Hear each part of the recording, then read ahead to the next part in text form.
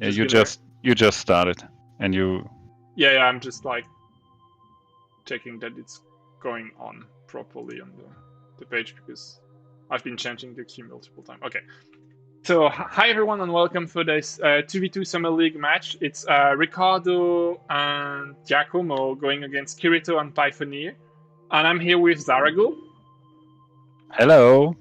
So we're gonna give the player a go. Sorry. No problem. Go on. Yeah, I'm sorry, I have a small delay on this. Okay, so go has been given to the player, now you can go. So yeah, finally we see the Neri brothers right here in the 2v2 league, actually.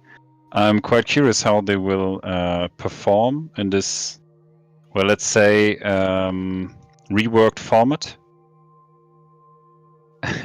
And the best thing here is we got the new victory condition, hunting for power, drawn here. Yeah, we see like Skytear master. Yeah. So 3 times, winning the control of the dome 3 times, right bridge, getting the tower on your right lane, and the famous one, hunting for power, which is like super interesting. I think it's the first time we have it live. Yeah, that's super awesome. And so, like, yeah, go on. Yeah. And let's say, who do we have here? It's Kirito, right? He pointed for first player, so I think Riccardo and Giacomo decided to take the outsider. So let's say the original one in the starter box. Yeah. Yeah. Pretty curious how this will work out with 20 health points and 2 armor. Oh, the overlay is not working. It's been annoying. Yeah, it doesn't show the name. It's also not showing the objectives. Like, it's showing literally nothing, actually, but the heroes. I think in that case, we're just going to remove it because, like, it's not very useful. Yeah, problem is we still don't have names, right? True. Maybe I should do one Kirito and we should just like... yeah, they've started everything. That's annoying. Okay, let the player go and we're gonna do with that overlay. So, Pythoner had chosen Python. Then on the other side we see, who was it? Giacomo.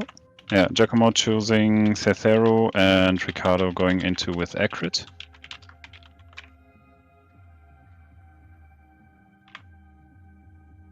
Then back to Team Kirito. He has chosen now to put in Chilavi. And let's see if... Yeah, it looks like Pythoner is going into the game with Gulbian. Who do you think is going to be like the last hero on that side? Like, maybe on Kirito's side? Yeah. Yeah, as Kirito still has to choose. Brewer. Yeah. It's well, it depends on if they want the right breach. I don't think so. I think you're really hard going into contesting the dome. Yeah. So it's going to be Brewer. Yeah, and then it's also like the +1 armor with your Gulbian is gonna potentially make your skirmish more dangerous if you're playing with the skirmish cards that do damage function of the armor. That could be a good shot. Yeah, it's so I think we'll see a totally blue deck against a yellow deck. Yeah. Yeah. Likely, yes. So Riccardo has put in Kenui as the last hero, and Shafati has been chosen by Giacomo.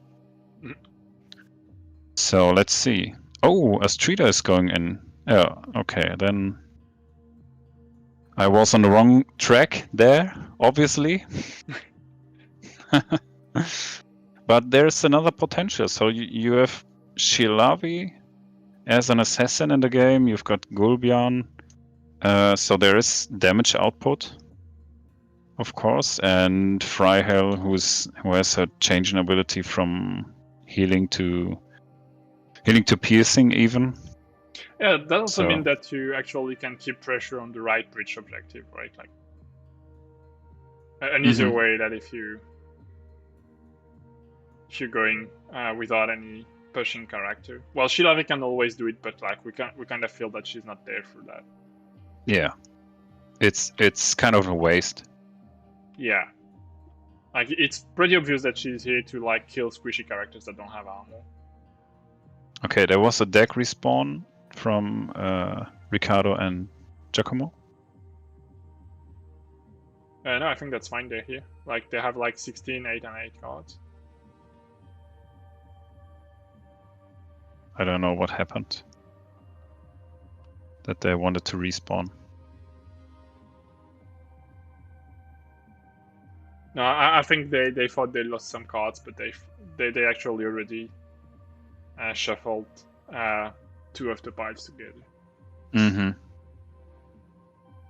So I'm gonna update Yeah, the HUD. players are arranging their decks and deck positions as we have a really nice, let's say, player mat. Yeah. On this side of the 2-line map. So big thanks to Tapeworm designing this. We've seen, And yeah, go on, sorry. and grabbing some information. So what is actually working through the HUD is the modifying. It shows the modifier on each side if you discard a card. Yeah. So if you flip a card and put it on a discard, so the modifiers will be shown. Yeah. So for people watching the stream, it's a bit easier now. Yeah, okay, that's good. That's a good thing. I think we saw Psychic Shield discarded, and Migraine and Kinui's Ultimate on one side, and on the other side, like no discard has happened yet. Mm-hmm. I don't know if there will be a mulligan. No, I don't think so because there is one. Yeah. Okay. Time Warp and Through the Eyes and Charm. Ooh, time, like everything basically, like Time Warp, Through the Eyes, and Time Glitch, and Charm for the other player. So just to have a little recap or overview for this game format, let's say, because it's really special. Like the idea from having this 2v2 has changed a bit through the last months. That this format was tested, and finally this league went out of this. So Kirito, who is let's say the most responsible person for this, had some discussions with Riccardo about how constructing the decks and how to, let's say, avoid breaking the game too much or generally, and it has been broken, so they had to go back at some point, and there are some conditions now for the deck construction. Yeah, it's like each side can have only 2 copies of a card, and they have to be spread through the decks of the 2 players. Yeah. Like if you want to have 2 charms, for example, each player has to bring 1 copy of them among their 3 heroes. Yeah. Did you activate the action buttons for them? I think they're activated, yeah. Yeah, they are.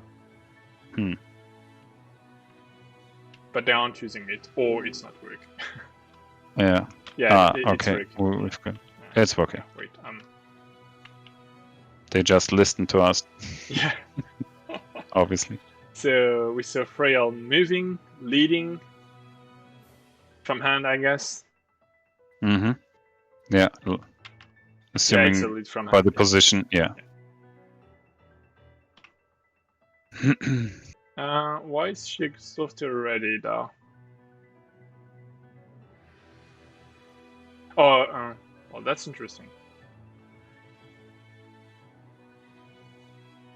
And a shapeshift to a forest reader. Yeah.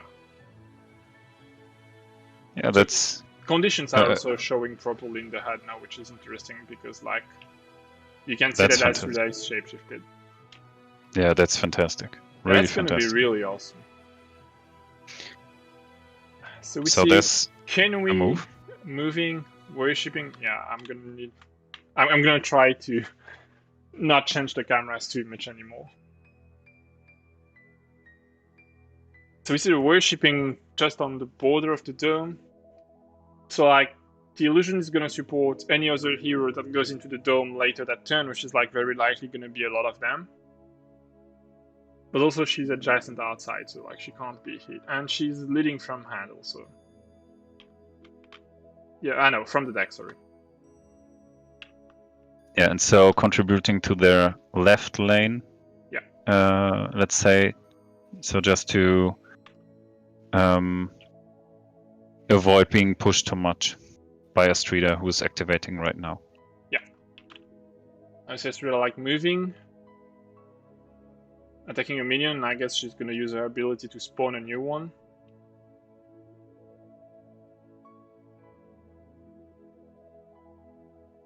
+0 has been flipped, but that's enough for a minion. Yeah, and I guess after that you just lead from hand or from the deck, right?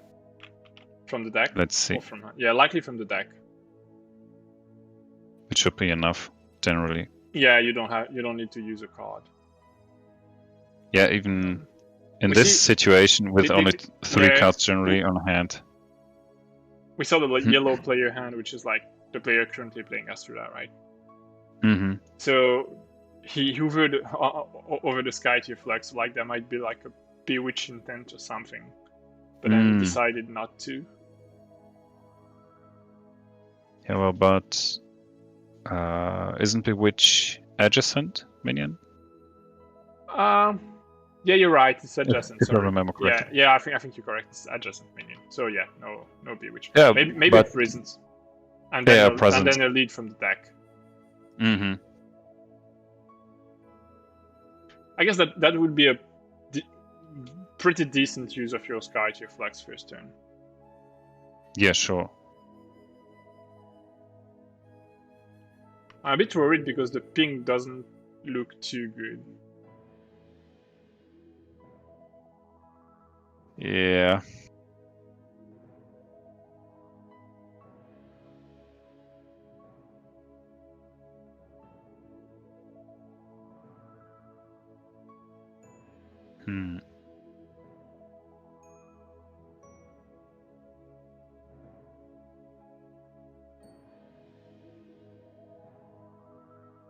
Skirmish. Okay, interesting. That's everything but what we thought it would be.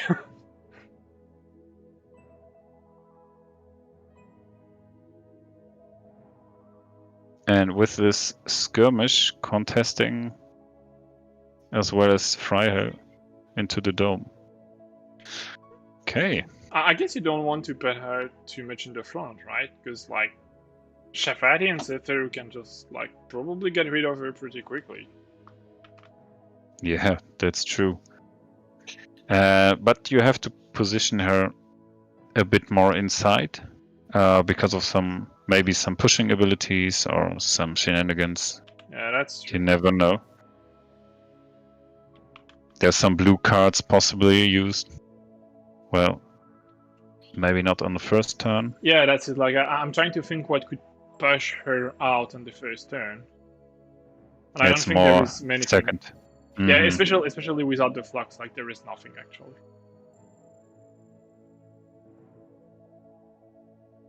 So that's maybe a bit overcommitting with Astrida, at least, I would say. So if you would keep her on the right side, you would have pressure on your own right side and putting at least some pressure on the victory condition. Yeah, also it would force your opponent to get like out of the dome to damage her, so it would avoid having one contributing to the dome. Mm-hmm. Or they just thought like, hey, Kinui's outside of the dome, already committing to our, let's say, our important light. Yeah. Yeah, we see Shafari going for her, like. Mm-hmm. We're likely gonna see like attack and maybe skirmish or something like that. Yeah, that was an attack, but they So they didn't hit the button. Yep, no, wrong camera again. Yay. Sorry about that. Yeah, +1. So the flips are actually not working either.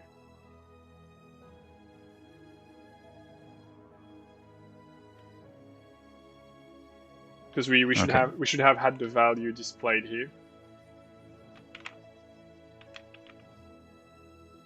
Yeah, it was actually in the upper left corner displayed shortly. It's just for a couple of seconds. Okay, so I missed that. Sorry.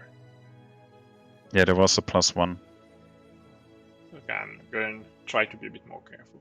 Okay, and then we have a worship as a last action.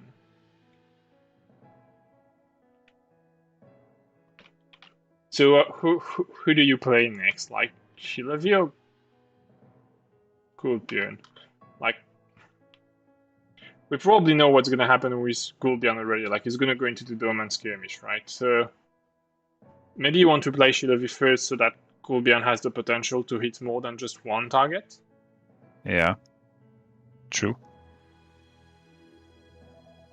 No, they go with Gul'Dian. Okay. Let's move. He's probably going to attack Shafati then. Yeah, I would assume so as well. So you bring Shafati in the first lane, of course, because he's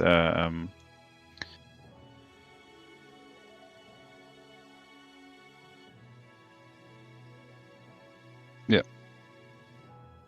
he's not ranged, so you have to put him in first lane. But of course he's got piercing, and so you just melt the other hero. Yeah. But you're a pretty nice target as well.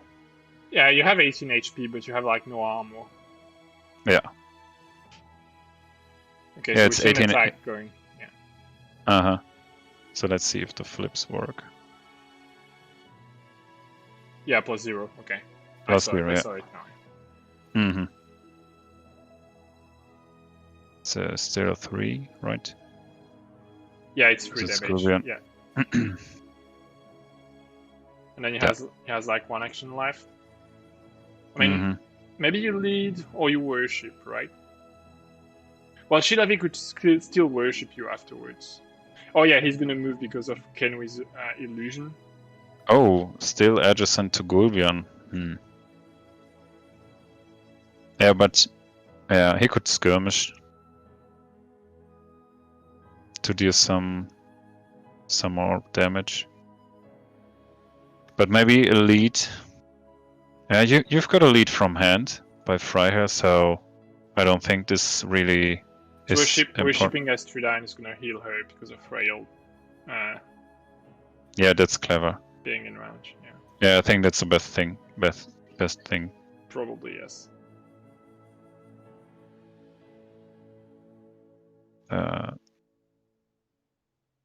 But it was a -1. Okay. Oh my god. That's so bad. Go on.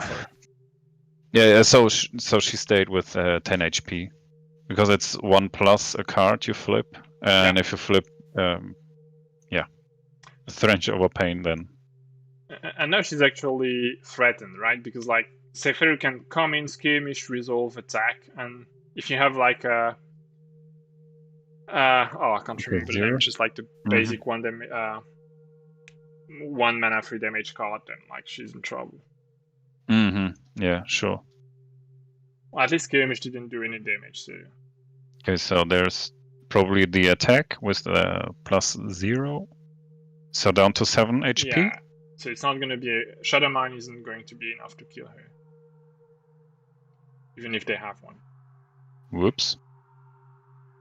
And looks like a lead from deck. Okay. So they have 2 leads from the deck. Oh no, 1 is on the lane, so only 1 is in the dome. And on the other side they have like 1 from hand in the dome. So we can be pretty sure it's a 3 mana lead. Yeah. So that kinda says that they don't have a 3 mana in hand, right? Like, because if you have 1, you try to put it into the dome.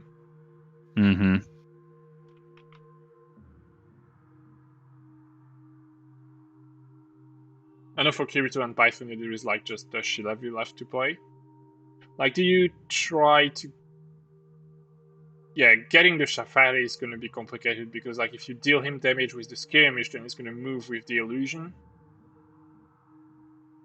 And it's also this... Yeah, it's annoying. Like, you kinda... Yeah. Well, actually, it's fine because you can move and then you can skirmish, resolve... Oh, no, because you resolve the damage and then you have to complete the skirmish before he moves. So, yeah, it's... Then your attack is wasted, basically. So, like, it's... Yeah, sure. You have to skirmish and not resolve the skirmish. Yeah, but you could at least, let's say, move skirmish onto Shafati's illusion. So that's a nice position. You deal the 0 plus whatever damage against Shafati, and if he's damaged or loses HP, then he moves away. And you attack Sephiru. And then you attack Sephiru. Yeah, that's a good way to go. That's probably the best way. But I might be wrong.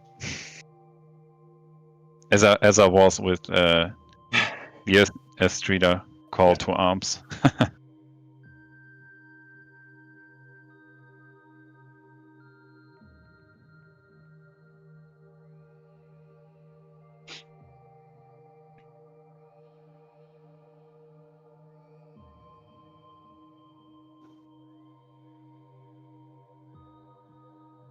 If only we knew what they were planning to do, like, we would feel a bit more omniscient, like. So yeah, that's smooth. I mean, that's a disadvantage having me on board now. Yeah, she skirmishes and she's probably gonna. She decides, like, it's interesting to see against whom they're gonna choose to resolve it.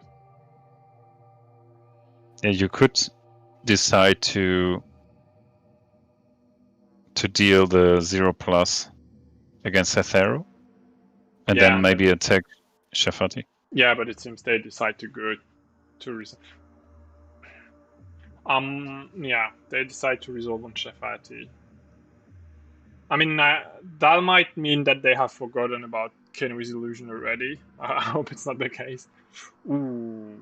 They actually don't resolve, and they're gonna do something with the flux. It is a present. A presence by Shilavi. Okay, so now she's gonna attack for potentially a lot of damage. If, like, they have what they want on top. And also she's gonna contribute one more. Okay, so Redirect is discarded and the other card is kept. Oh, and they lead from the deck. Okay, that's interesting. Why? Well, you know what it is, right? Oh yeah, but we forgot about accurate. We forgot about accurate. So there is a risk possibility. That she would push. Mm-hmm. That's bad. That's super bad because she just has to move into the dome. Let's say 1 hex or onto Shafati's illusion. Oh, she's moving there. That's interesting because like, if you do it, then Trail is not even contributing to the lane, right? Yeah, so I'm a bit surprised that he's moving to his right lane now. I think they just didn't thought about it, like. Too obvious, maybe. Yeah, I mean, that's a question we need to think about for the end of the game, because like there might be a reason we just didn't thought about. So let's see.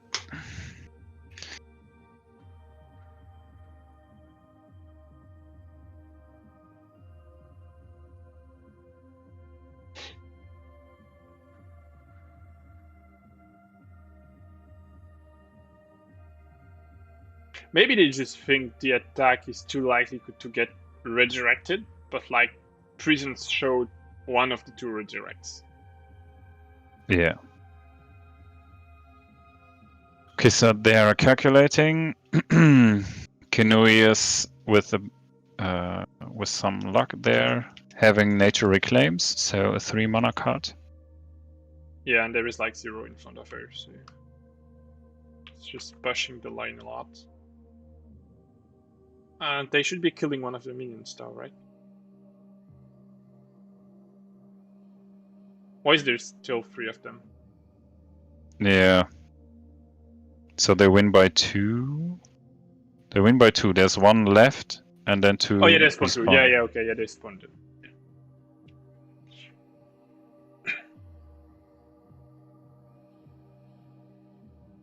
Mm-hmm. And on the other side, they could got the lane Whoa. too.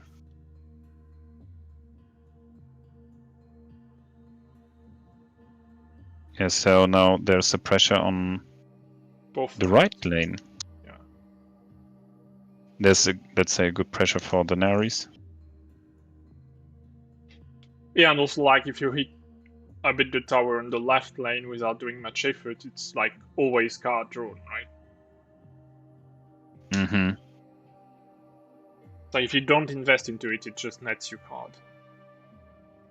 So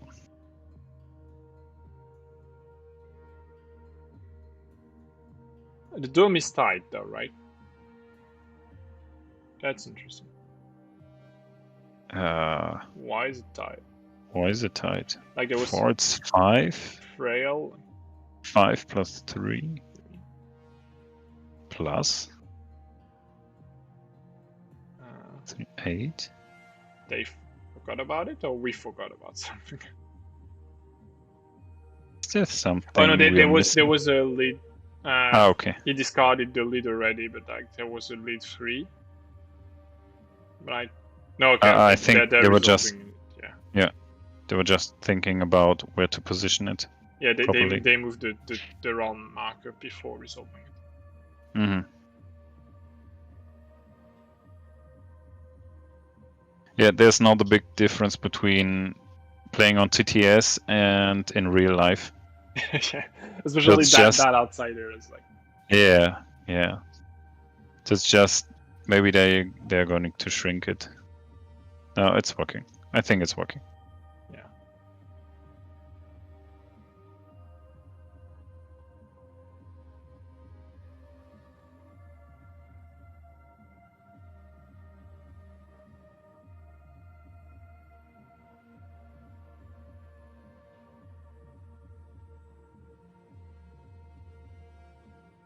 It has two armor and like 20 HP, right?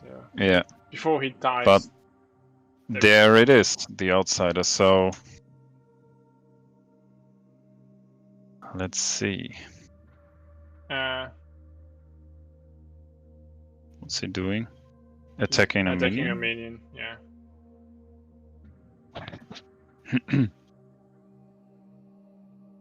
That one. 1, 2. I don't think he can attack the yellow one. Yeah.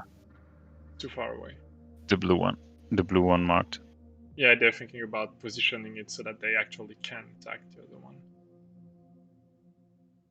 Yeah, there's no line of sight to the. Okay, +0.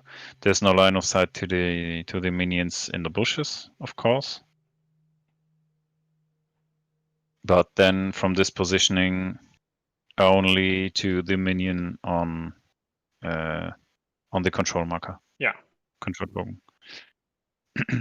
Then they could like probably draw a card. No, they already have like 3 cards each. So it doesn't matter. No, he has only 2, so you could draw a card, right?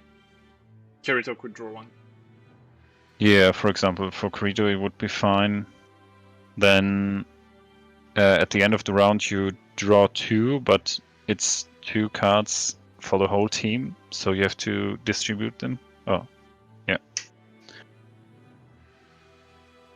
So one per player. Does your maximum hand size changes too? Yeah, maximum hand size is still 6. Yeah, that's it. So like you would still draw them, but you wouldn't discard anyway. Yeah, because they only started with 3 cards. Yeah. And generally you don't get too much cards in the first round. Too many cards, sorry. Took out my best English now. Wow.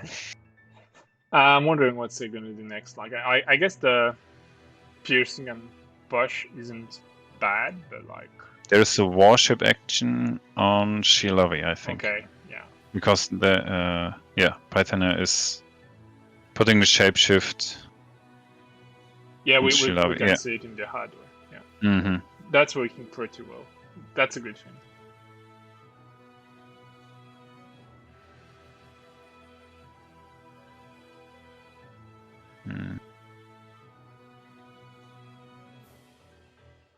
Yeah, they drew one.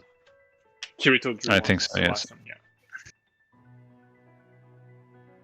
There was, I don't know if there was some mistake or anything. Kirito put one card back into his deck and shuffled it. I don't know what happened. But yeah, okay. Let's go with Astrida. But so I actually didn't draw one then, because like he has only 3 cards. Mm-hmm. So Astrida goes out with a move, and she's gonna like attack a minion and spawn one, I guess. And you have to spawn it so that you actually annoy a crit as much as possible. Which is going to be pretty hard to do. Like you kind of have to do a line with them, horizontal line. Because almost any other configuration is going to be pretty easy for her to hit.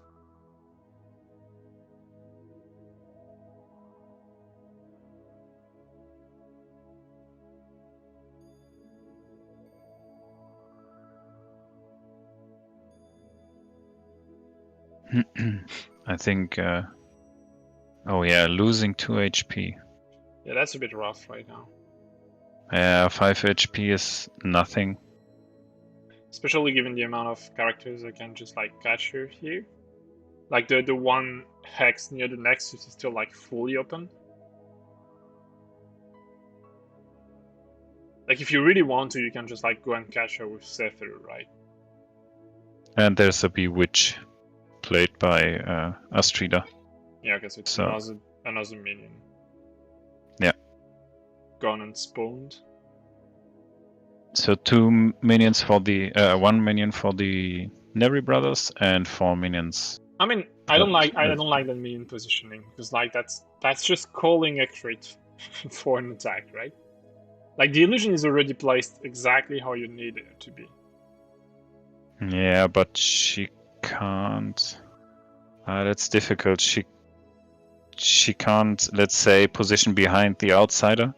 Oh wait, yeah. Sorry, that hex is occupied by blocked. the outsider. Yeah, okay. So you would actually hit only 2 minions. I mean, that's already pretty good, right? If she gets near Sether. Yeah. 2, 3, 4. Yeah. Yeah, 2 minutes. You could have put that last minion into the bush near Astrida, and then it would have been harder to catch, right? Because then she could have hit only 1.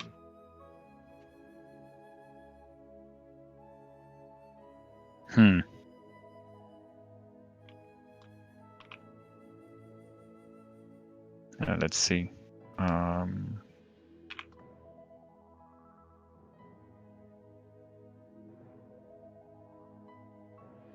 One. Why is she back on 8 HPs? She She shapeshifted, shapeshifted. Yeah, okay, yeah, and she healed. Yeah. and then Frial's ability triggered, and Yeah. it was a +2. Skytear Nice. discharge has been flipped. Ooh, the ping is really bad. Yep. But we're still alive here, I think. So there's a skirmish by Shafati. Yeah.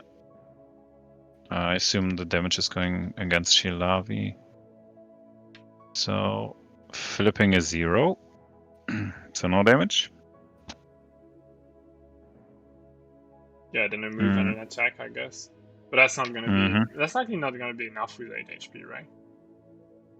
No, 8. Well, let's see. So deal 3 plus whatever. Yeah, it's never gonna be enough. You're gonna need something else. It's a 0, so 3 damage down to 5. Yeah. Yeah, Well, we're in round 2. Okay, he exhausted. flips Okay.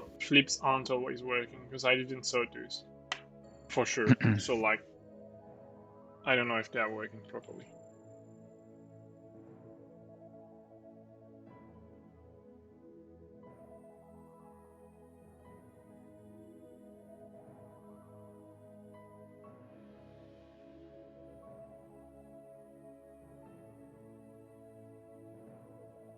Yet maybe depends to, also on connection, internet connection maybe. Possibly.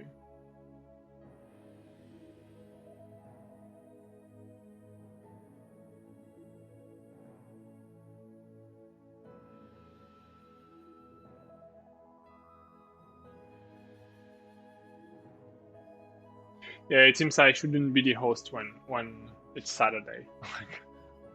Since the connection is much worse on Saturday. Yeah, I think it was a bit too much for you hosting the game and streaming as well. Usually it's not a problem, but like it seems this evening it is. Yeah, it's Netflix time. Yeah, oh no, I did did some advertisement without thinking. So Freya is going to activate. Yeah, they thought about moving her and then they changed their mind, right?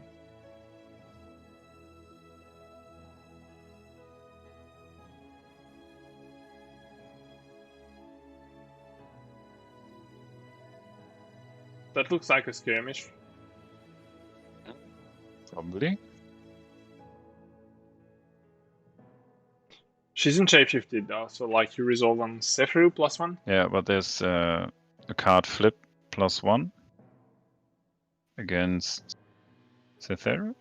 Which who moves because of Kenry's illusion. Yeah. Well, he's still in range of an attack though, like if she wants. But then he can move again, which like might allow him to get out of the dome if you really need. He's in a pretty safe position, I guess.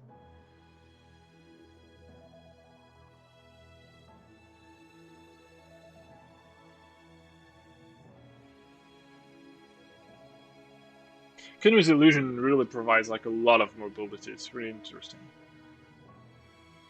Yeah, I thought it was really interesting to watch the ability being used in the on the Ashen Pass. Oh, there's a first attack we ever see against an outsider.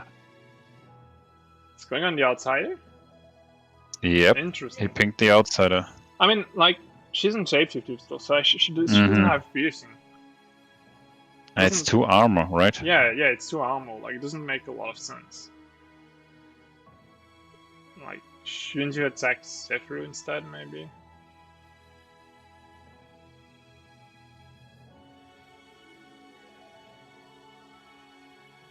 Because, like, you're gonna be doing between, like, 0 and 3 damage on 20 HPs, like, it's...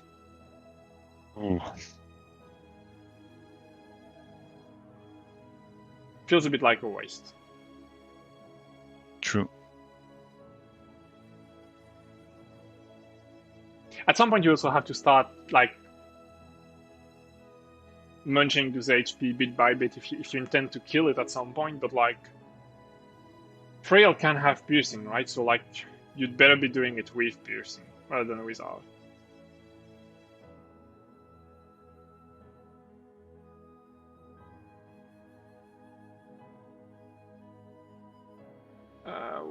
+1, okay, so that's 1 damage. There's a nourish being flipped. I mean, once the card... 3, so... Which card, Christopher? So 1 damage.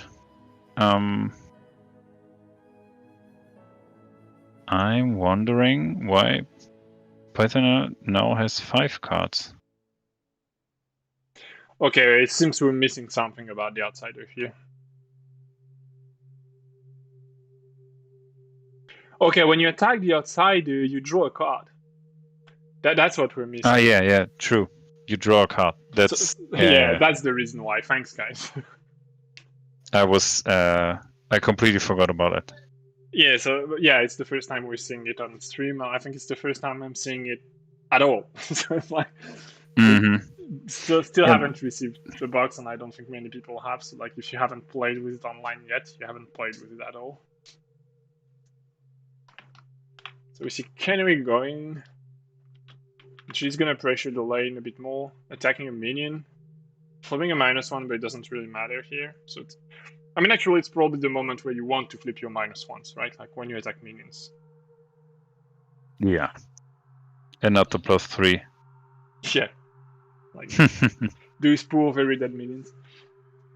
And leading from hand or the deck? From the deck. Deck. Yeah. Deck.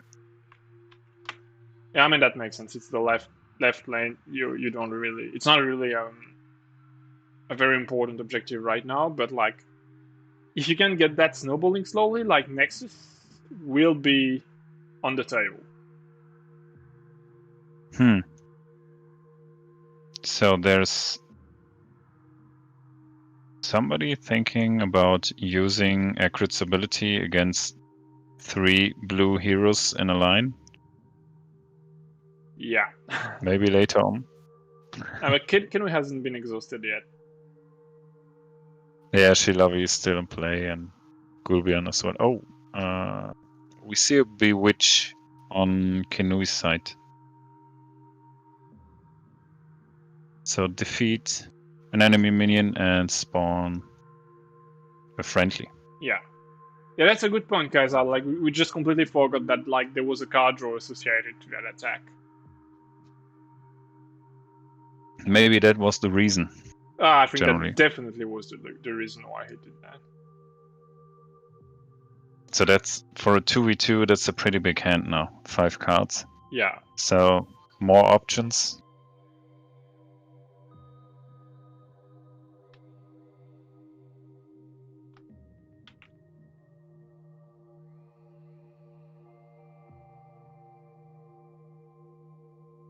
Shilavi is not showing the shapeshift correctly, but she actually is shapeshifted. Yeah, true. Maybe it's because a bit... Yeah, it's a bit off the card. Yeah. A bit off, yeah. A bit off the card. Yeah, that lane 1 tower is like threatened, let's say. Okay, there's some lag in your voice chat now. Okay, that's bad. Mm-hmm.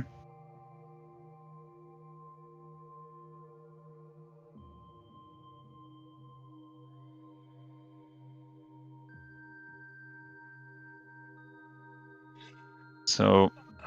no, I don't think... No, of... she doesn't, Christopher, because she doesn't target the outsider. Like, when you attack with Accurate's Hour, it doesn't target. And you need to target the outsider to draw that card.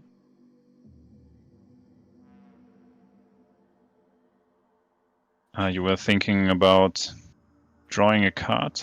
Yes, someone was asking whether Accurate would draw the card when attacking the outsider if she attacks with the illusion.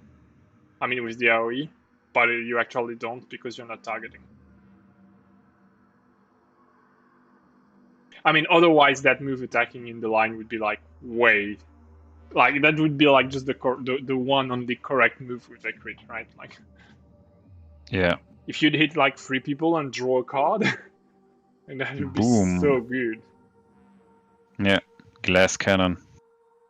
For 2 actions out of 3, so you still have a choice. Yeah, requires target to draw thanks tape. No, yeah, like there is 1 point on Skytear Master. Kirito got it. So Gulbian is after the warship. He's skirmishing. And okay, that's home. +2, so like it's a 2 damage. No. No, wait, why is 5? Yeah, because he is shapeshifted, Shilavi is shapeshifted, and Freihill, and yeah. So 1, 2, 3 plus a 2, it's 5. 5? Yeah, it's 5. Or yeah, I did some 13 to 7. There were 6 damage in total, plus 1 damage for each friendly. Yeah, I think it's correct. It's like he counts himself, and then there is 1 for Freihill and 1 for Shilavi. So that's 3. So you add 5, and there is no armor on Skytear, so it's like just 5. 3 plus 2. Unless I'm missing something. Yeah. Or is it at the moment you declare the skirmish? Then he was within 3 hexes with Astrida. So then there would be 6 damage. Okay, there's a presence I think played by Gulbian. I mean, even at the moment he resolved the damage, he was in 3 hexes. So like they might have forgotten about it. Oh no, he wasn't in 3 days. He wasn't. He wasn't, so that's why. Like he wasn't in when he resolved it, because like he wasn't Shafati's illusion when he declared and resolved the damage anyway. So like that's still 5, no matter what. It's the moment to flip. So yeah, then tape. If we calculate correctly, then he would be at 8 HP, right? So no, because like he went from 13 to 7. Yeah, that's 6. Yeah, there is one damage too much here. Unless we're missing something, but it seems no. Yeah, so Gulbian was using the presence with the last card on the deck, I think. And yeah, putting a lead from the deck. Yeah, he's losing the shapeshift now. Should have been 3+. Yeah, 3 + 2 is 5. Yeah, thanks. There was a +2 flipped. Yeah, the flip was +2. Yeah. Okay. So there was just like 1 too much damage. Yeah, can we delete from hand? From deck, sorry. Yeah, from deck.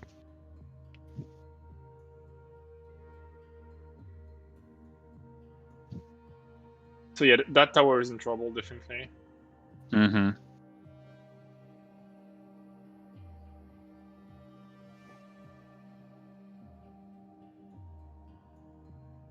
Yeah, I think they will just ignore the right lane. Sorry, lane 1, where Kanuri is positioned, and concentrate on winning the dome. Yeah. I think that's the victory condition they're going for. Okay, there's a double 3+. That's double ultimate. Or there is a Skytear. No, there is 1 ultimate at least. And there might have been like a Psychic Shield or another ultimate. But that likes a lot of damage on 1 flip.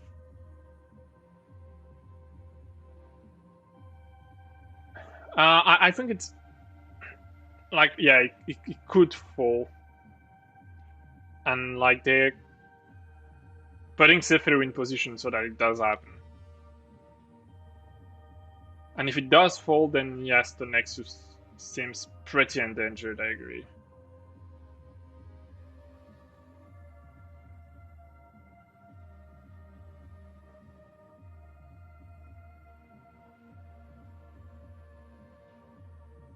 Yeah, I think a horizontal or vertical card symbol, like maybe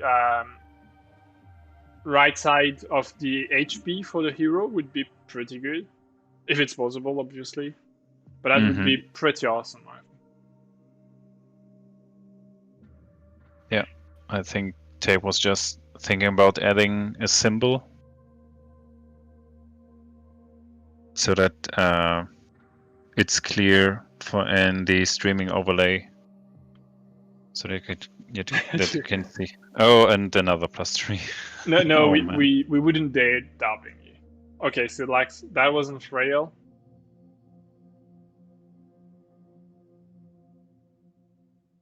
That's a lot of damage. Yeah, attack on frail, so down to 7.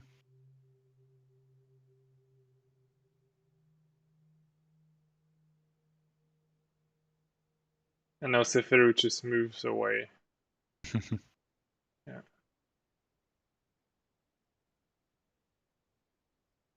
Can't decide where to move. Oh, there's a Skytear discharge. When a hero moves through a white line, deal 2 plus a card damage to them. Yeah. And Setheri is moving. How many damage is that going to do? I'm curious. So I think Kirito has to flip the card.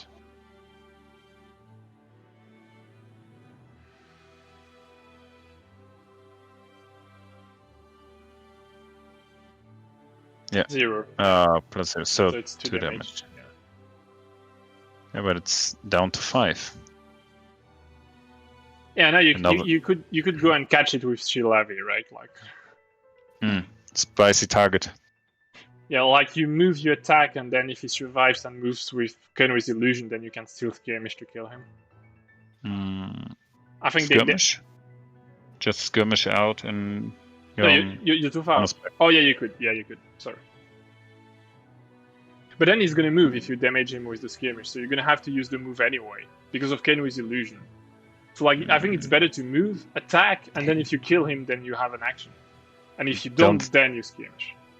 Yeah, but it he won't doesn't work. have. Yeah, he has no line of sight. Yeah, sorry.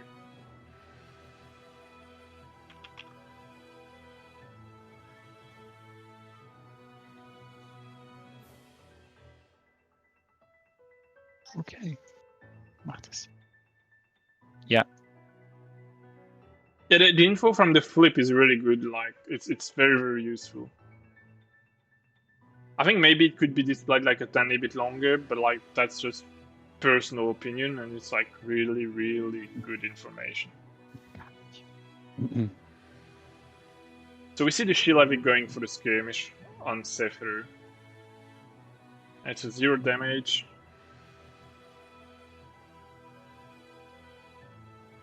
There is some family interruption in the background. Trying to resolve it. Yeah, Shahadi could use his ultimate if it was round 3, but right now I don't think it's possible.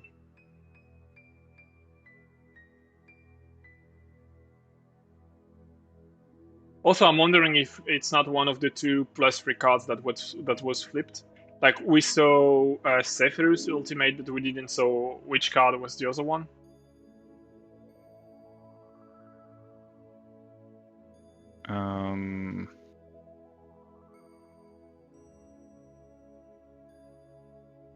You mean on Giacomo's side? Yeah, when he flipped the double +3, I don't know what was the second one. I think, yeah, Cytheros ultimate, and now this, it's a Shafati ultimate right now on top. Why did a minion got discarded here? I'm missing something. Okay.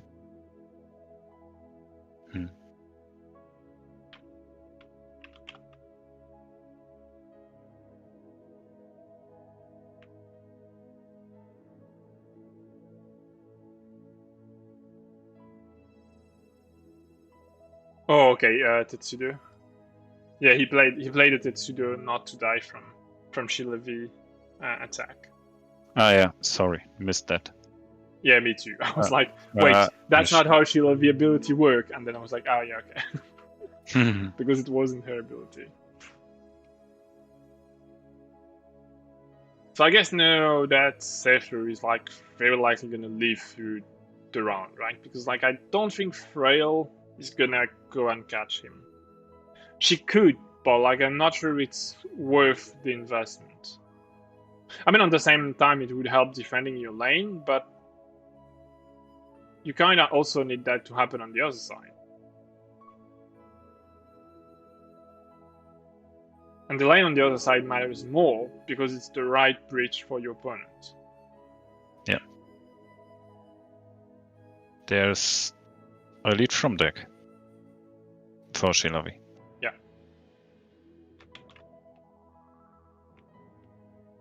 So I think that's definitely like the signal that like Frail isn't gonna cross on that side.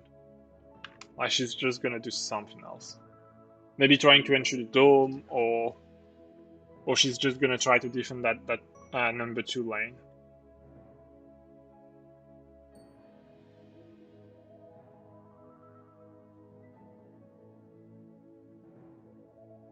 I mean, right now Astrida has like quite a good presence on that lane, so like she can probably handle that alone if a crit doesn't Rex everything.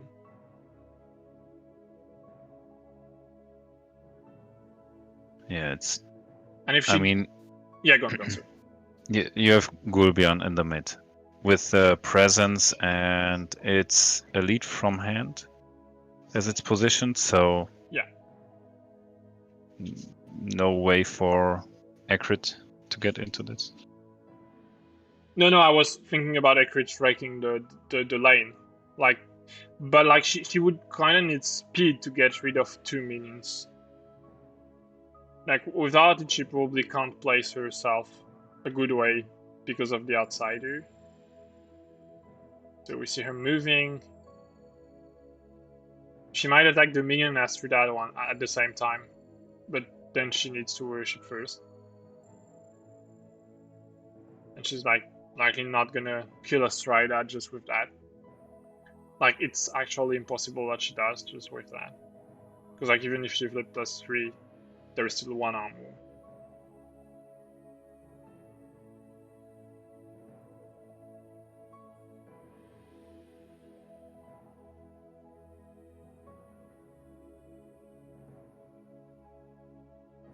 So we see a worship. I just have to interrupt this shortly. Yeah, no problem. Because of a kid special problem. No I'll be right back. Yeah, okay? No problem. So we're just a couple of minutes alone. So we see an attack from Ekrit here, getting rid of the minion. So worship is actually not the one that they chose. She flips -1. Not too sure why we saw a double flip here. Tape room, like that should not have happened, I think.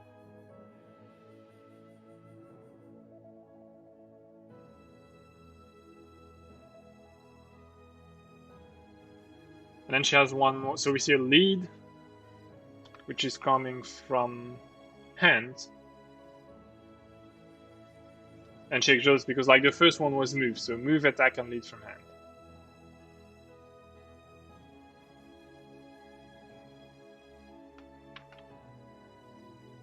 So lane 1, there is a lead 2 for Shilavi and a lead 2 for Kenui, which means like we're 5-7 to 3. Which is like it's a win by 4, so the minion is gonna die and the Tauber is gonna take like 3 damage. Which is not gonna be a card drawn.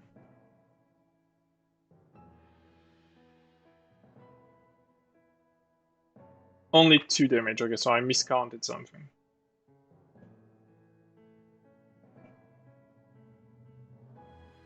Oh yeah, Shilavi +2 and the minion it's 3. It's 4, not 3.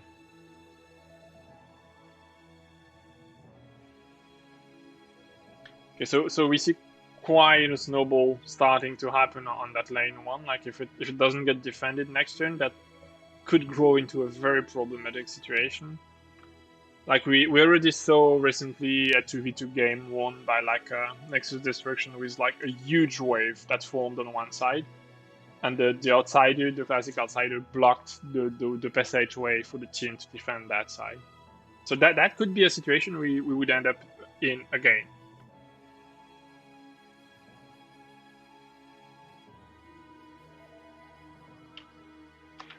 So I don't know how much that lane was won by. There was like Astrida with like 3 minions. 3 minions. And there was like no lead. And on the other side there was like Shafadzi and Ekrit. And it was like a 3 lead, so it's like and there was like 1 minion. So it was 6-4. So Togo shouldn't have taken any damage, and it didn't. So yeah, that's. And then they replaced every minion. So there's still like a huge lot of pressure here on Kirito and Python team.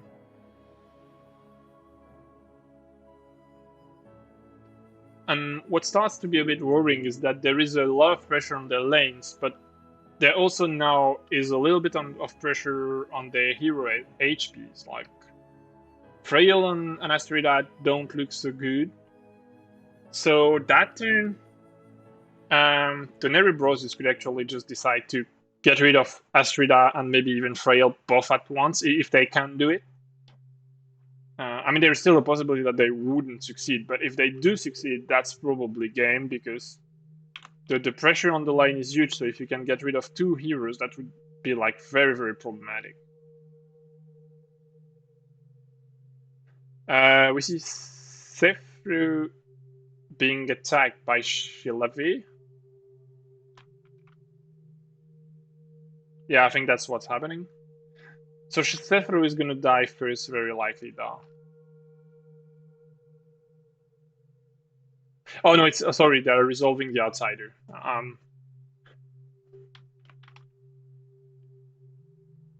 Fast forwarding what's happening here. So like, the first one was an attack from the outsider on Sefru.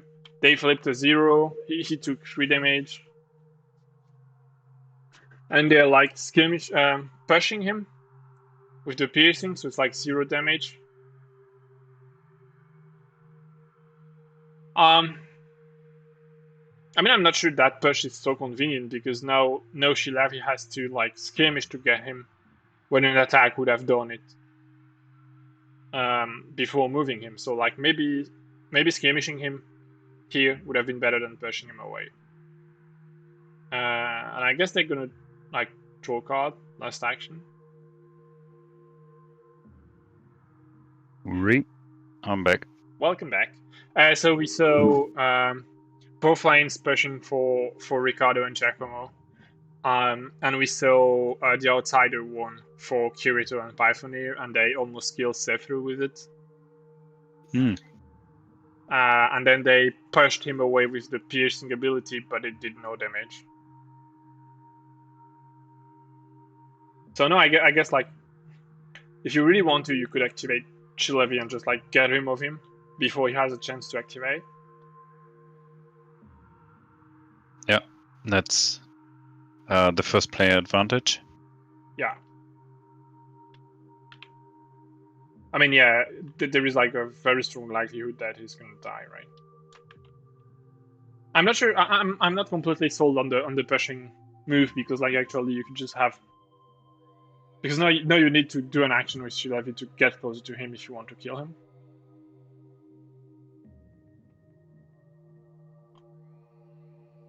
Because like that team for sure isn't playing a yellow damaging spell, right? Like so you have to do with the attack.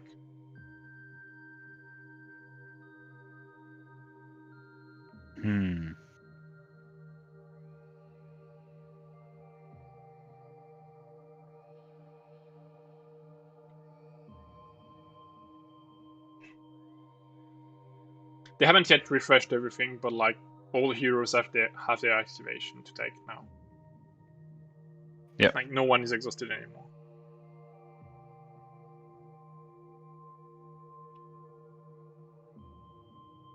So I think maybe first of all Skytear is going to die. Yeah, I think so. And we see the skirmish. Yeah. Is there something happening before that? We might see like a disarm, maybe. There's migraine. Yeah. Yeah. I think it's likely not going to be enough, but at least it's going to force your opponent to waste an actions.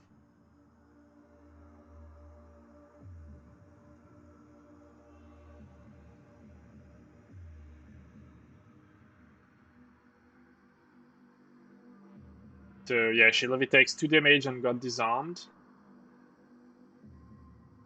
Which means now damage is going to be halved and rounded up. So like basically you want to flip a 1 or a 3 on that skirmish. Like a 3 would be ideal. I mean, no, it doesn't matter because yeah, the 3 would be ideal because it would like kill him, right? Mm-hmm. Which kind of mean that this skirmish is kind of wasted, right? I mean, it brings you closer, obviously, but like the damages themselves are -1. sort of meaningless. Yeah. Rounding up a -1. Yeah, that one's not going to do much.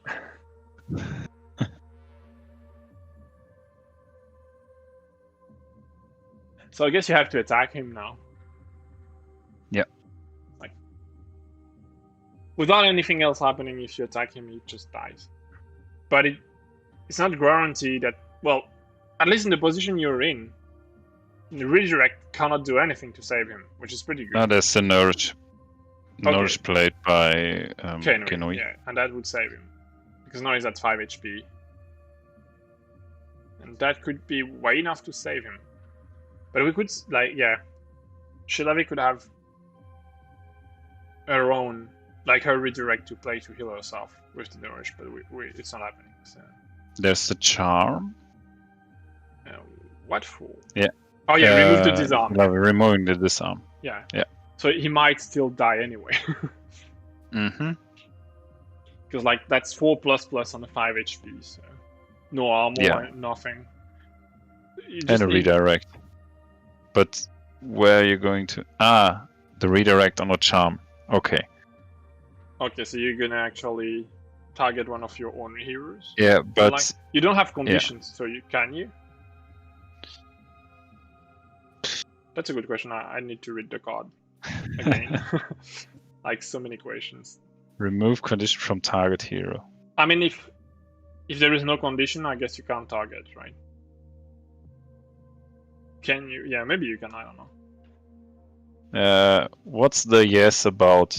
Yeah, that was tape. Because does it work or not? Yes. Okay, you do not have to have a condition to be a legal target. Okay. Yeah, it's target hero. Yeah. So he, I don't know where he redirected it, but it could be Cytheru, Kinui. Doesn't really matter in that case. Yeah, I mean that really depends on. Okay, but with a +3 flipped, so Song of the Siren flipped, he's at least down to 1 7 HP. Yeah, surviving.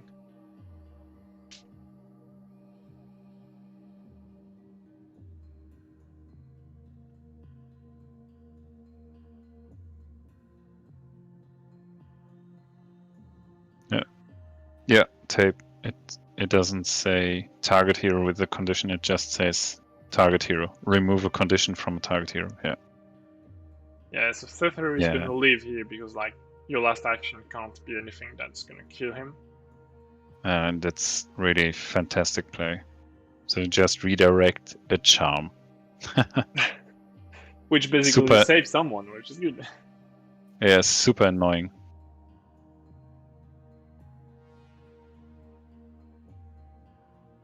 I mean, that's where the play is good, right? It's not because like you basically avoided some damage. It's because you forced someone into investing a whole hero activation to kill you, and ultimately it didn't work.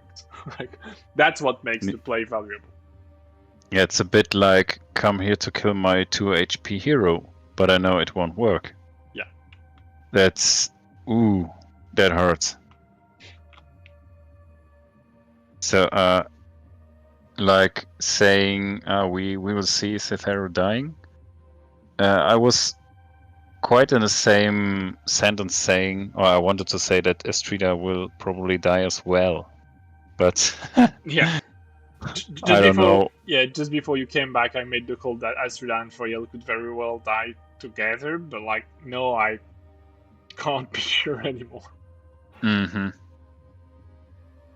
I mean, it's still likely that one of them will die, right? Like, Cytheru hasn't played, so sure, he has no ultimate available, so he's probably not going to contribute much to that, but like, Shafati hasn't played. True. And he might have his ultimate available. We don't know about that.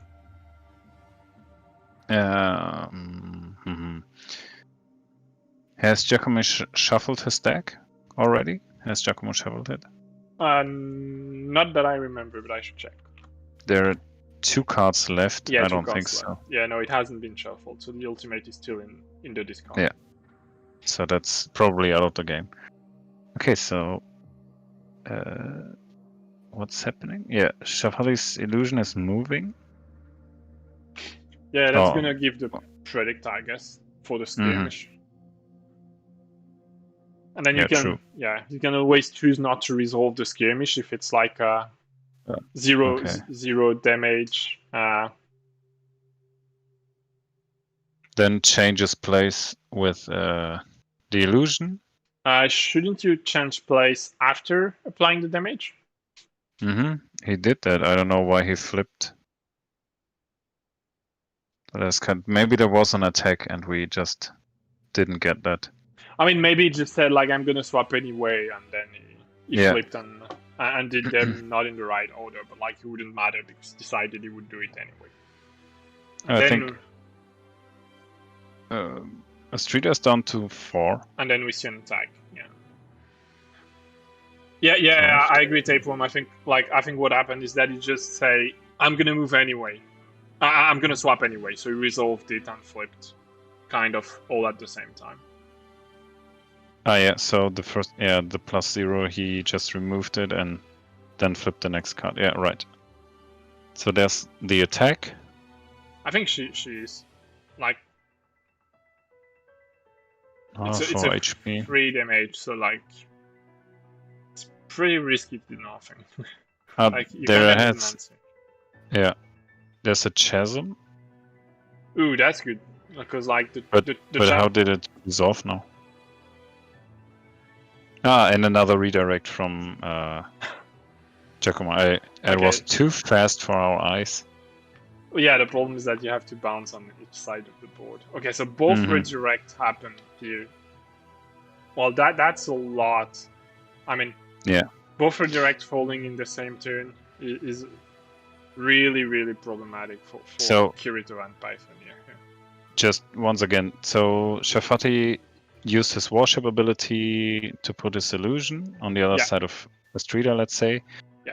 Then he did a skirmish, and at the end of the skirmish, you change place with the illusion. Yeah, so he discarded a 0, flipped a 1. Yeah. And after that, he resolved an attack action with 3+1 by the flipped card, dealing 4 damage to Astrida, and she wanted to get away or push him away with a chasm. I mean, she wanted to do it before the flip. Yeah, obviously. Yeah, sure. But by the redirect, Giacomo could put it away, so that didn't hurt his attack. And now we see a dead Astrida.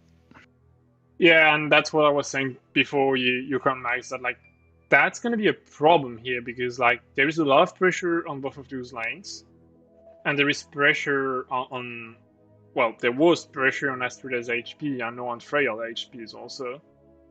So it's like, and there is still 3 heroes available to play. So like,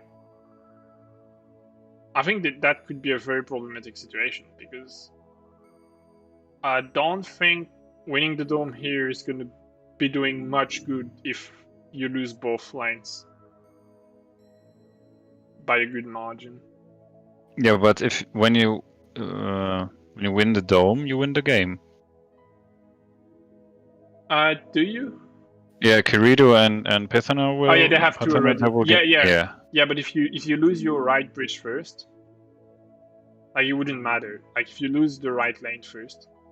Yeah, that's true. So they have to like defend lane number 2. Correct? Yeah, lane number 2, where Shafati and Akrid are positioned. Yeah. Yeah. Now at the moment there are 5 miniatures on the side of Giacomo and Riccardo on lane number 2, and only 3 minions for Kirito and Pythona. I think one of the reasons they brought the Shilafi back in the dome is that they want to ensure they're gonna get it a 3rd time.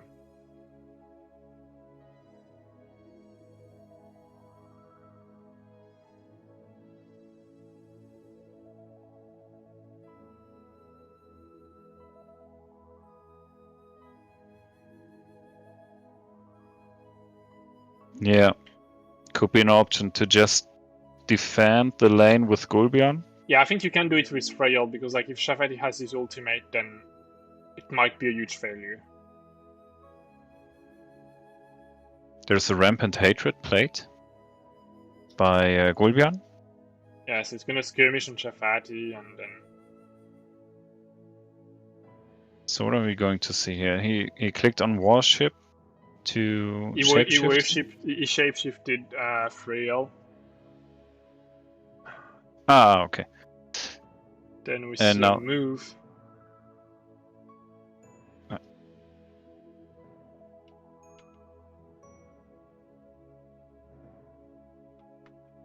Then we see the Rampant Hatred. +0. Okay. But with the shapeshifted heroes, it's still That's 2.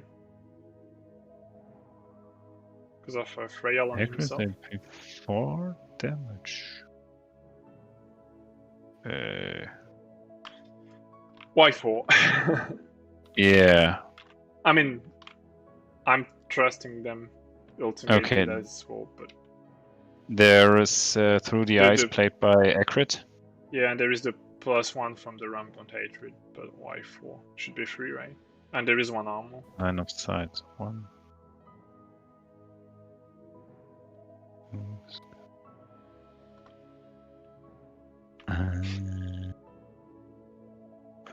Wait. So Rampant Hatred has been played when Gulbian was adjacent to Freihill. On a hex adjacent to control token number 3. Yeah. So he had line of sight to Shilavi and Freihill. Yeah, but I think we said it's when the flip resolves, right?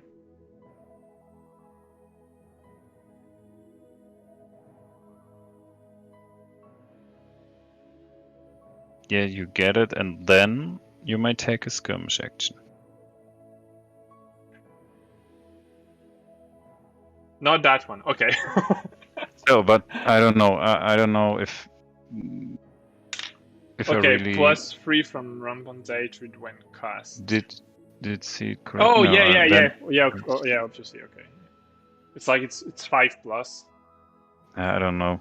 Because Rampant Hatred. He's moving. No, but he's moving now 2 hexes back. So he played the Rampant Hatred being outside of the dome. So he only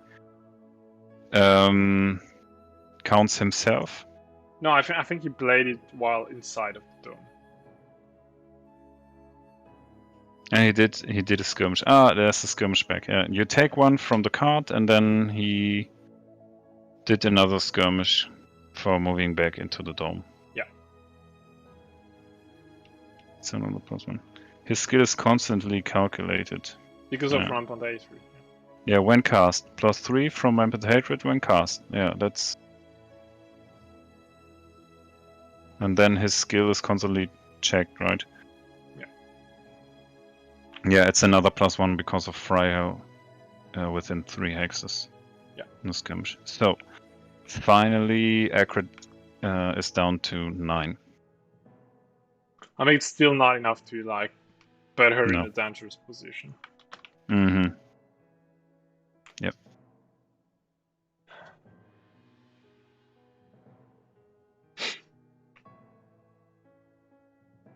But the situation doesn't look too good for Riccardo and Giacomo though if they can't get that lane. Because like if they can't get that right bridge, they probably can't get the dome, right? Like I don't see a world in which they get the dome. Yeah. Stay through activation. He's moving. Oh, they're thinking about it. Maybe another Skytear discharge? No, but it's on top of the other deck, so won't happen. What? What's happening here?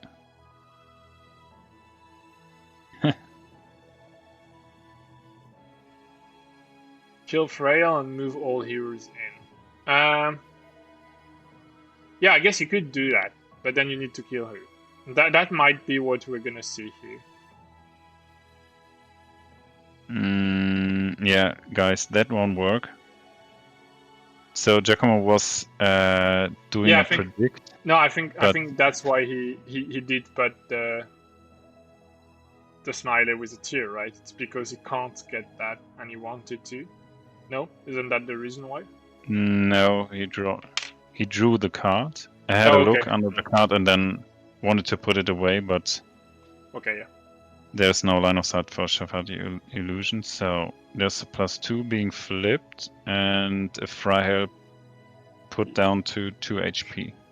Yeah, I think they need to heal her because, like, as Kaiser said, if she dies, it's likely that they're gonna be able to get that dome, right? Because like Gul'Dian has played and Shivavi has played too, and none of them did lead. Yep. So just if they actually get the Frail out, they're likely gonna get the dome. Yeah. Kill Fryhale and get into the dome to win the dome. I mean, they could even just do it with Seifer, right? But that would be like very dangerous. So they would probably have to move someone in and lead just for safety.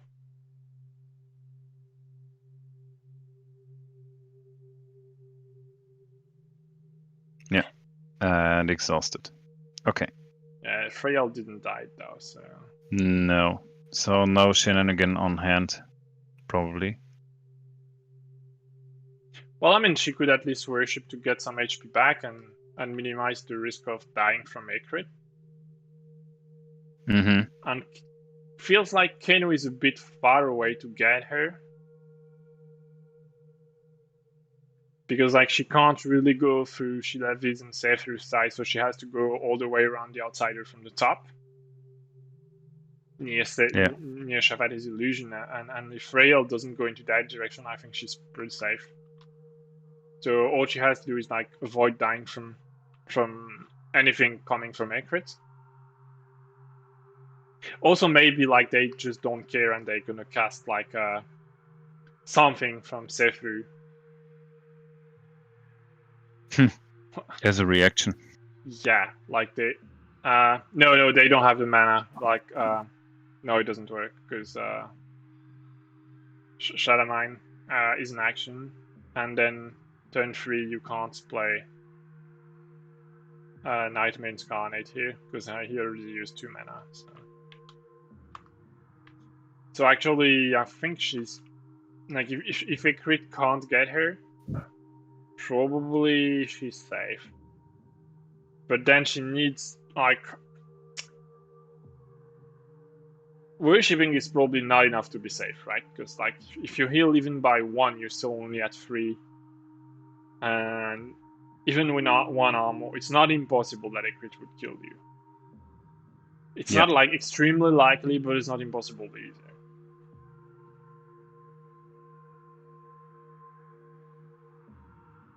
Like she would need a +2, which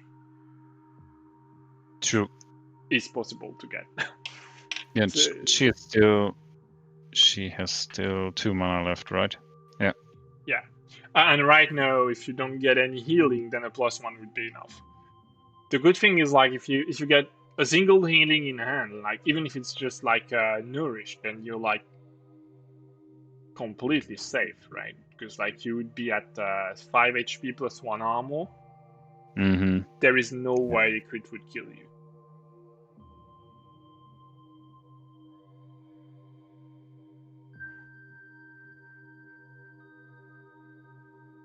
Yeah, but you can't play the Shadowmine because it's an action, not a reaction. Mm-hmm.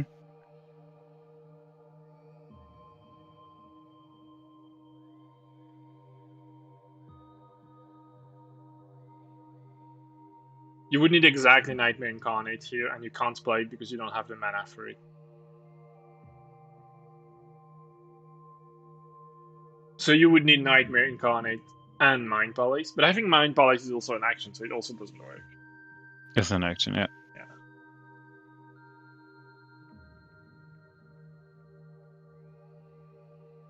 If they have a single healing, that Freyal is safe. If they don't, that's another problem.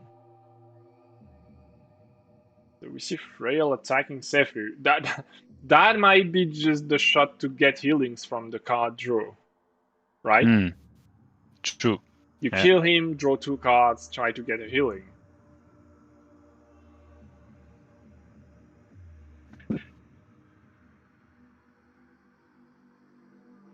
There is no guarantee that a crit is going to be able to kill Freyal, actually. Like, if Freyal get to 3 HP with a worship, it's already enough to be, like, around 50% safe.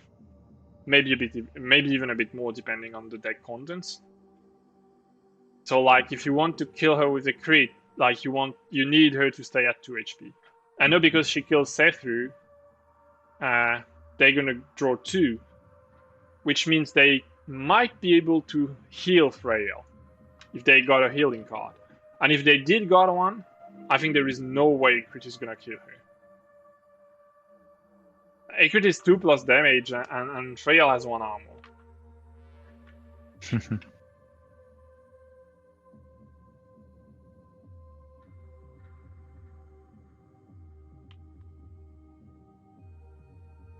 Yeah, or just attack the outsider to get a card. To draw a card. I mean... Don't know if that helps. With a crit? I'm not sure we can. I think she's too far away. Yeah, it's well, too many actions. I mean, actually, no, it's not, because they killed Sefu. Yeah. So now the path is open.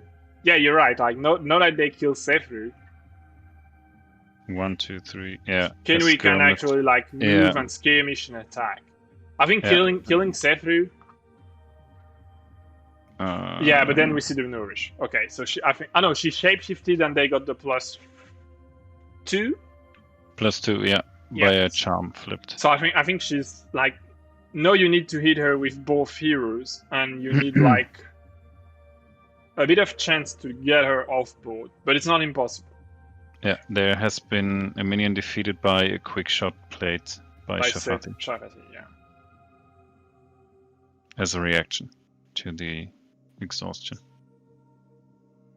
Okay. So there's a lead from deck by Fryhale.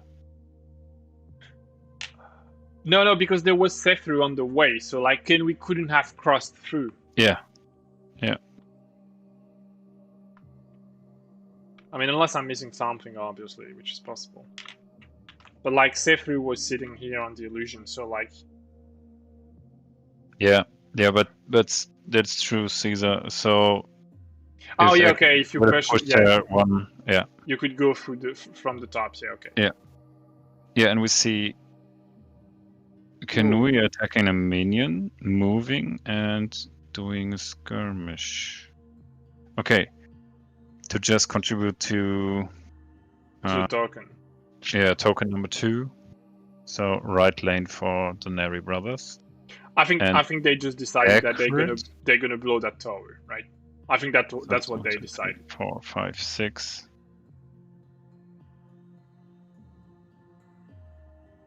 I think they exhausted the wrong hero, but doesn't really matter.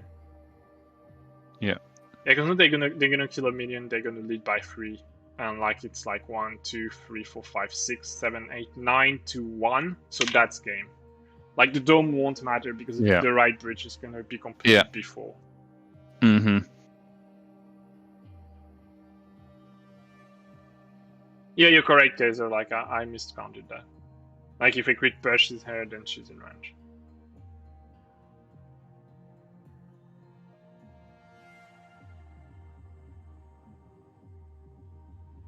But I think it's game here on the right bridge, right? Like.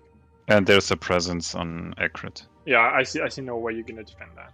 Yeah. And Ekrit is and like. a lead from hand. Yeah, okay, that's obviously game. Yeah. That's okay. Yeah. Ooh. Yeah, it's probably safer. Yeah.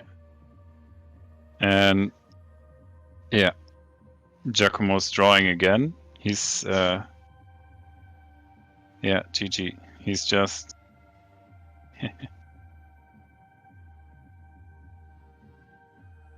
yeah, both towers are blown away.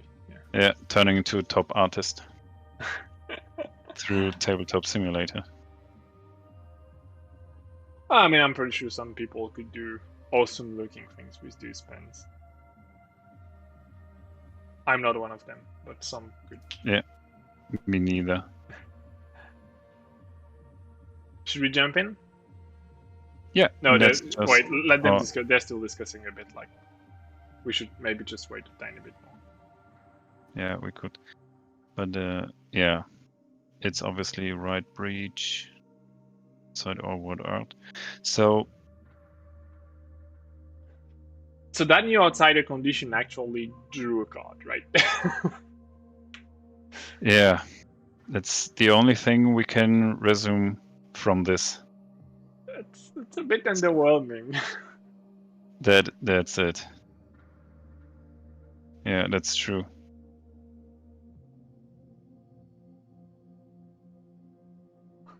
I mean, I guess it's okay anyway. Like with that outside 2 armor, it wasn't that easy to get off the board. Tiny mats.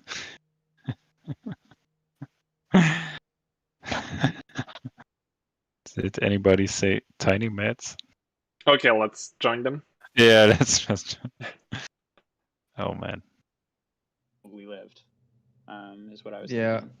So I had refract there when that whole interaction was going on over here. Hello. Hello. Hi.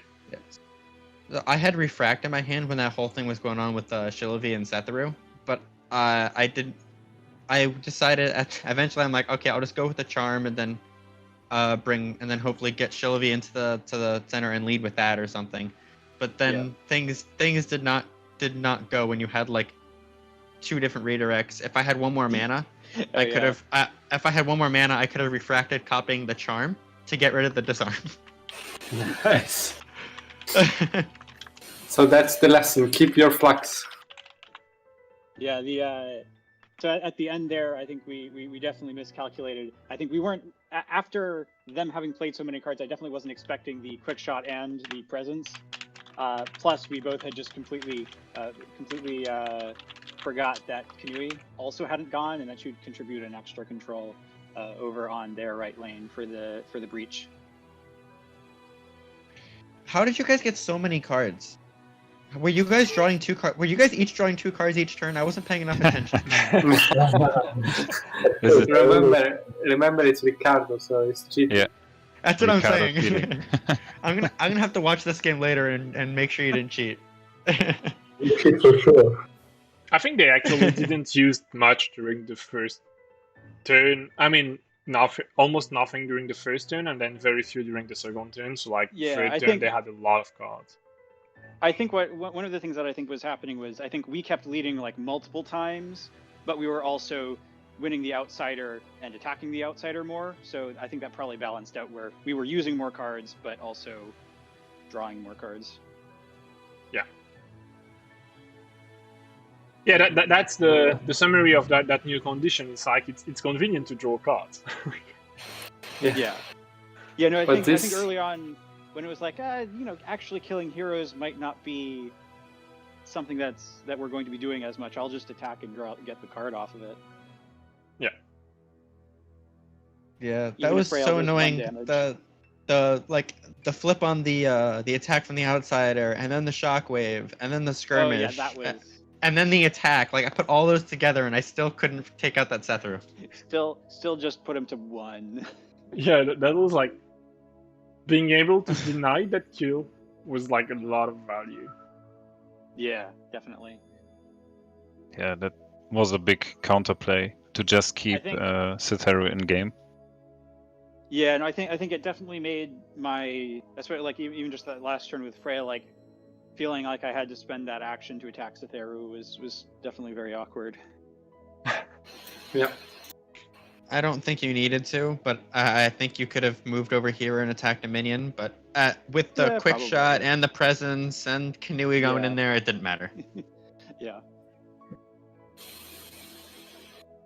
It just shocked that I had these 2 3-mana cards here, and I didn't get to lead with anyone. Oh, you had Freya ultimate as well? Yeah, so that's what I drew off of killing Setharu. Ah, okay. So when I drew that, I was like, okay, well, I think I can probably keep Frail alive with that, but yeah, not going for the lane was the wrong decision in the end, definitely. Oh yeah, if you had that in hand, you could have, after killing Setharu, you could have moved over into the lane and then led. I could have done that, yeah, and then that would have been the gamble of can they kill? So if they went for the kill on Frail, you could have responded with Glacial Rebirth. Oh, so you're saying lead from deck? Yeah, probably. Yeah, okay. I mean, I unless you thought- I wanted thought to you lead were with a saying 1 or a lead. 0. Yeah, I thought you were saying lead with the Glacial Rebirth to get the guaranteed 3, which would be a big risk. I mean, if she, Yeah, no, if she's here on the side, like it's pretty unlikely that they can kill her, right? Because like Kenui is very far away. She's coming all the way from the other lane. Yeah, I guess Yeah, it would have Kinui- been. Yeah, I would think you would just put Frail here. So you would move, and then lead. I guess I was thinking that Ekrit could kill Frail by flipping a +1, right? 1 armor and 2 health. So the thing is, if they go for the attack on Frail, You play the you ultimate. respond with Glacial Rebirth, and then they've wasted an attack yeah, that they're not using on a minion. Yeah, no. If we're leading from deck, then yeah, definitely. What did you flip the charm for again? The charm was for healing Frail with the worship. Okay, so that would have been the lead then.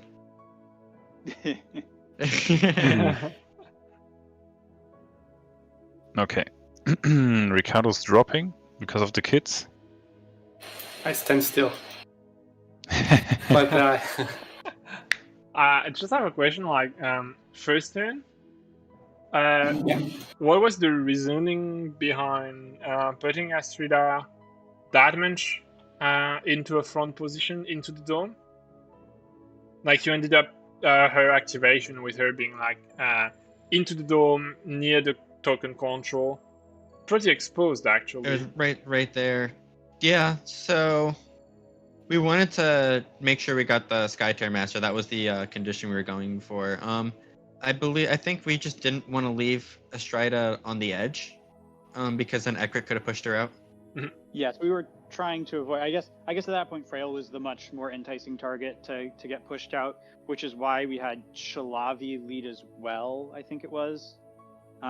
We realized that Yeah. by that first turn with Frail, where we ended up leaving her on the edge, left her vulnerable to an Ekrit move worship attack to push her out. So that's why we kind of felt like we needed to lead the second time. Yeah. Yeah. So the But- first activation of the game with Frail moving here, we both realized afterwards that was a mistake, and we Yeah. kind of spent the rest of the round playing around that mistake. Okay. Yeah. But We would have yeah. had. I've done the same, guys. So, during a league, during a stream against Smells, I've done exactly the same thing with Kotlik, though. But yeah. There's the number of games I've played with Ekrit actually pushing heroes is so low that until like after I finished Frail's activation, I didn't even think of that as a possibility, because I've hardly ever seen it happen at least in the handful of games I've played. I've seen Ekrit go into the dome and kill a bunch of minions a lot of times, or at least a handful of times, but the pushing is something I've seen less, so that slipped my mind until a little bit later. It's like, oh, that was actually a big mistake. Because we probably would have had an extra activation in there somewhere where we could have done something, at least. I don't know. But then the card you led to correct that mistake was led from the deck, right? So why not attempting to push That was Frail off out the presence, anyway? right? It was a presence. Oh and yeah, then there leave was a from deck. presence. Yeah, sorry, yeah. So we could have Yeah. potentially saved the presence. I forget how many heroes were in the dome at that point, and whether or not it would have still made sense to use the Yeah. presence. But No, I think it made sense, because if you don't, then they still go for the Frail push, and then you might still lose. So if the other we thing had I was put considering Frail there further, was I was saying then we might have not needed to use the presence then, and could have used it somewhere else later potentially. So I was thinking, the other thing I was considering on that turn was using the presence and having Shillavi lead in the lane here and just pushing the lane up here with the Bewitch I also had in hand. But I think we probably figured that the dome was a little more reliable than getting through Right Breach. Mhm. Also, he didn't know I had Bewitch in hand, and when we were discussing it, I didn't want to just announce out loud that I had Bewitch in hand. Yeah. Yeah, no. When Yeah. when you turned that lane around, I was like, oh, that's really good. I didn't know that was coming. Yeah, so I figured that's kind of what I figured. I'm like, okay, well, I guess we can go for the lane, and then I can use the Bewitch defensively and prevent them from Yeah. winning through breach, and then we just get the dome. And We almost did that. Yeah, I think we were pretty close. We were pretty close to doing what we were trying to do, but not quite there. It was a great game though. Yeah, there was that like funny time when like the 1 HP Seiferu crossed the dome a second time, and we were like Skytear discharge again. Oh my god, that would have been awesome. That would have been awesome. Yeah. Didn't happen, I but wish like I- that was a concern just before. Like when we saw him deciding to move, we were like, whoops. Oh man, where is that discharge? I think it Yeah. was already in the Discord. Yeah, it was flipped on Python. Had it flipped. Oh, we each. Yeah, but you played yours, and I think his was already in the yeah, it was the Discord. same turn. Yeah, Yeah. mine's in there. Yep. Yeah, because we each had one, but yeah. Oh well.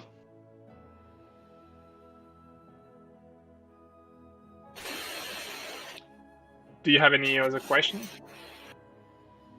Or like Right. comment or anything? No, I think the situation on round 1 has been cleared for me as well. So yeah, it then at some point was obviously, let's say, for Kirito and Python that you wanted to get the dome control and win by Skytear Master, but at the same time it's always difficult to defend against something like right breach. Yeah.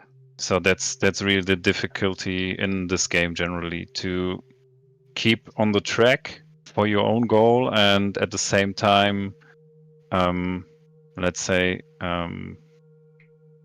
don't let the enemy get through his or get to the end of his road, let's say, or to the target. Yeah, and when turn 3 started, it was a bit worrying to see that like Definitely.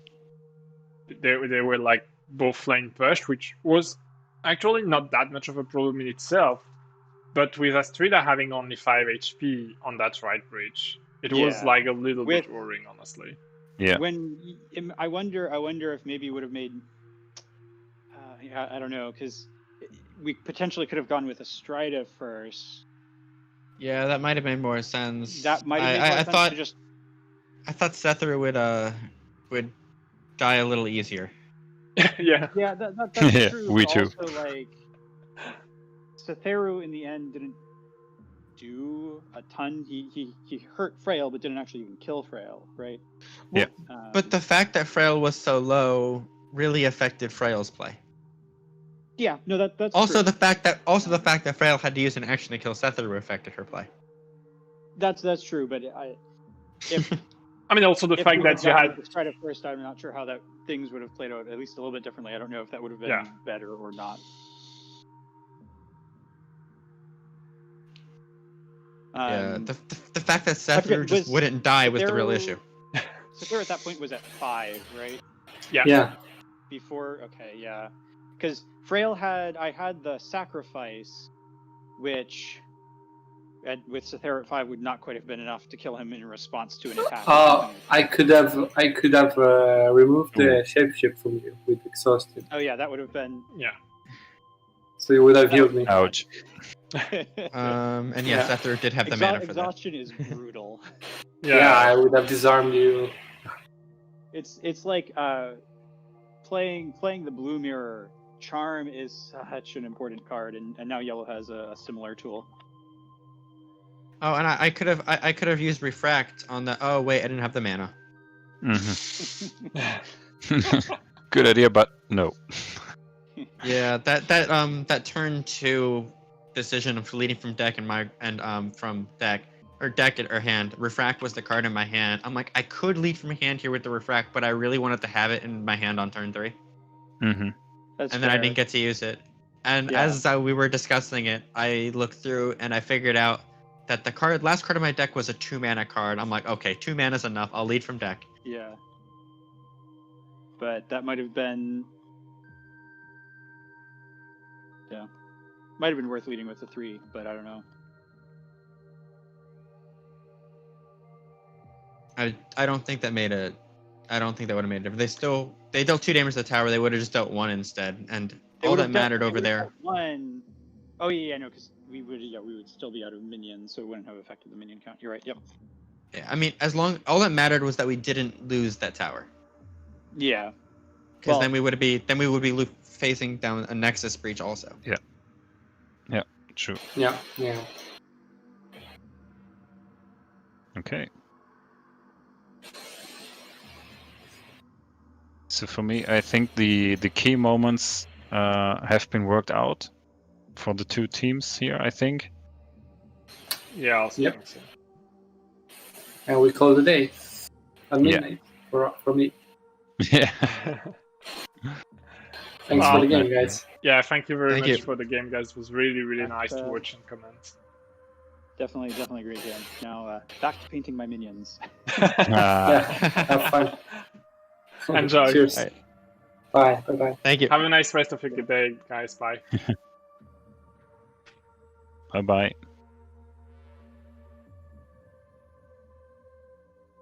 Well, thanks everyone for watching the stream. I hope you really enjoyed that game. Thank you very much for co-casting Zaragool. Obviously, thanks again for our players to having shown such a performance. It was really, really nice to both spectate and commentate at the same time. If you have any comment, don't hesitate to share them. And Eldin, until next time. Yeah, thanks for having me again. See ya.